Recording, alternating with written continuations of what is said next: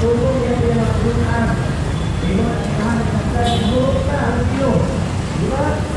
Kuyang hinurot. O kung sila sa katakyaw, o dito ang ilang tubig ikuha na hilang dito. O ang ikutan, milagro na gibuhat ng sakay dito sa kasaw sa kana.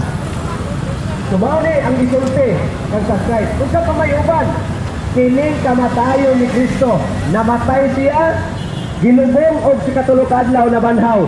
Kini ang iyang gisulti siya mga tinunan. Go to the world and preach the gospel. Iwali ninyo kining maayong balita. Kung saan ning maayong balita, mahitungod kang Kristo. Sumaw na ikson kami magwali lahik ni sa uban, di ni piriya sa uban nga magdaot, pangilabot. Kami mo challenge mo dasig mi ninyo. Kung asa ka nga nabilong nga simbahan, Katoliko ka, born again ka, baptist ka, asa ka nga nabilong nga simbahan, pabilin diha. Kay ang pagsulod sa gingharian sa Dios individual.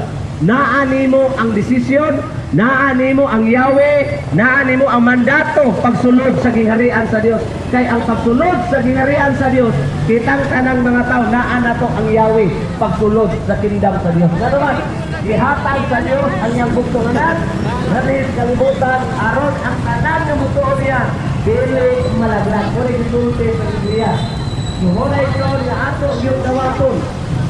Kung unsay gisulti sa Biblia, unsay gisulti sa pulong sa Ginoo, mo na po ang gisulti ng kanila. So dili ini magbuhat-buhat ako. Kung unsay na sulat sa Biblia, mao ra po ang gisulti ng kanila.